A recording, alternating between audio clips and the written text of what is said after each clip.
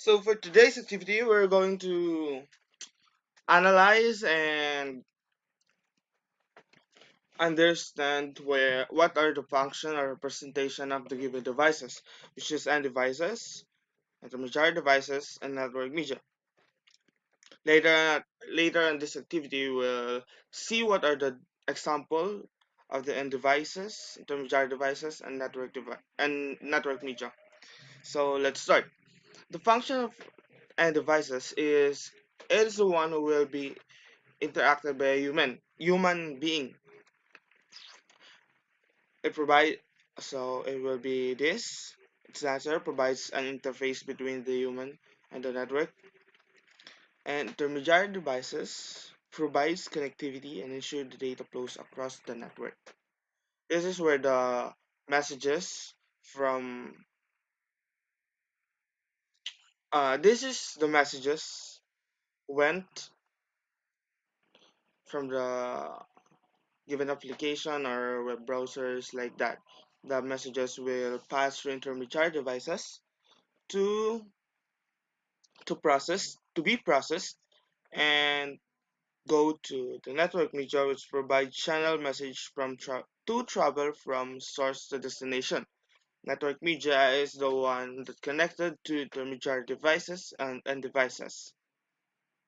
Okay, then let's check. It's correct. Then now we're going to know what is the representation of these devices. What devices belongs to end devices? What intermediary devices are belong to what devices belong to intermediary devices, and what kind of media belongs to the network? Just now, let's go. Let's begin. This is a telephone, IP telephone. This is a laptop. It belongs to the and devices with which the users interact. It is a tablet, a computer, a printer, and like a television. Next is intermediate devices. Intermediate device. Oh, intermediate devices is this LAN switch, firewall, router, multi-layer switch, and a wireless router. Then the network media is this wireless, and this LAN. Let's check if it's correct. It's correct. Now we're going to know what are the names of these devices. Okay, but a while ago, while I was putting these devices here, I already said their names. So the LAN media is this flat line. The wireless tablet is this. Here's like monitor, but it's a tablet. Printer is this. Firewall appliance is this, and the router is this cylindrical thing. Wireless media is this, like a wavelength. Desktop computer, obviously. Multi-layer switch is here. IP phone is here. It's like a dial-up phone. One media is the red Z. LAN switch is this box here. A multi-layer is like it's like it has a sun in the middle. Laptop is here. Telepresence endpoint. It's the it's what I've called TB earlier. A wireless router here. It has like two mini antenna. Let's check if it's correct, and it's correct. So that's all for our activity. I hope you enjoy watching, and thank you. And I hope you understand something new.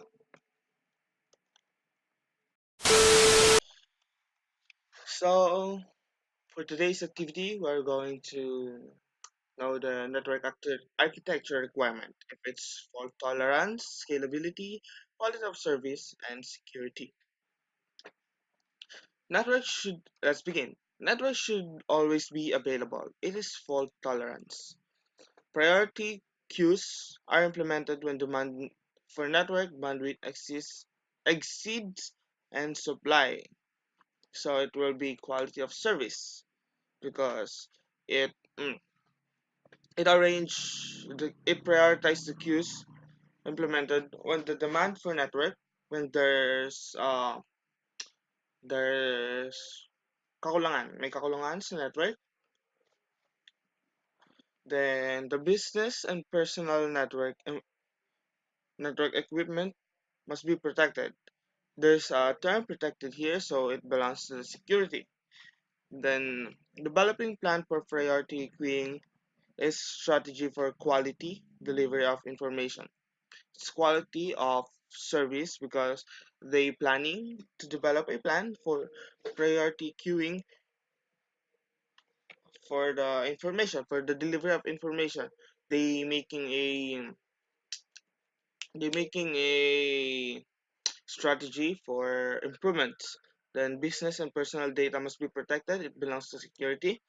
Networks can grow or expand with minimal impact on performance. It is for scalability because it managed to grow the network with a minimal impact on the performance. It means if the sudden loss of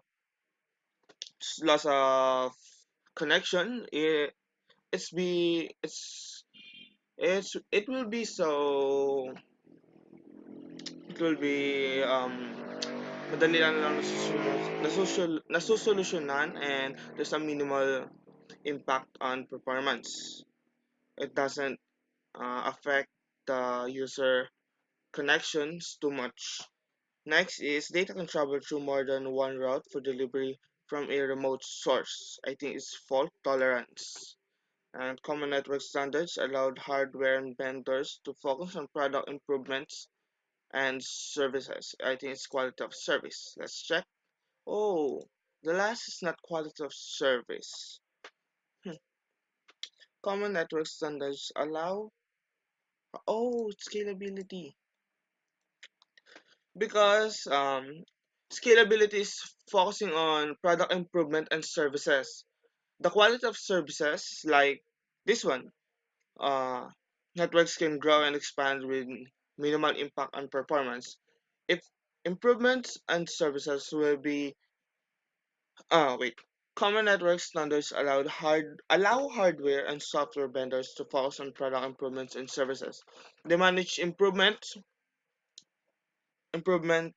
it manage they can manage the product that will not affect too much the user. If they improve something, if they improve their services, it won't affect the connections for their customers.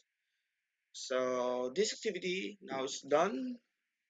I fully answered all of this correctly, and I hope you enjoyed while watching my video. Then I hope you also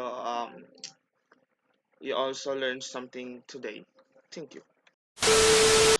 So for the day activity, we will identify network security terminology. Uh, we're going to define the term. We're going to put the terminology here for its definition. Now let's begin. An attack which slows down and crashes equipment and program. It is denial of service. Why? It's because the for example the user's PC was was very slow and crashes equipment and program that is not necessarily to be happen. Example, my computer. A while ago, I can use my computers very smooth. Then out of a sudden, it begins crashing and the program won't start and it's very slow. So it is denial of service attack. For the second definition, it is creates a secure connection for remote workers. So it is VPN. It's a virtual private network which you can create on a network.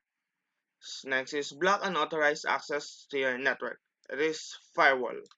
It blocks all unauthorized access to your network, and it is very important to a to a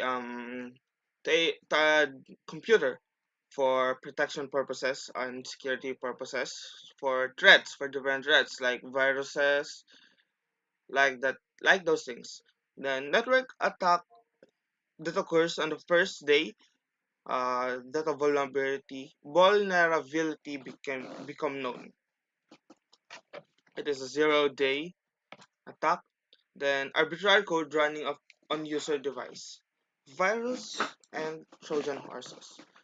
Virus and worms are Trojan horses. They attack by, for example, if you install a malicious software, it if it if it is installed, if it was installed to your computer will possibly have a virus with that software. So let's check if it's all correct. If it's not correct, I will clarify things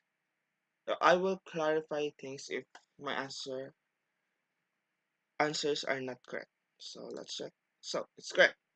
And so I will end this video because I already explained it, and I hope you understand something, and I hope you like my video. Thank you.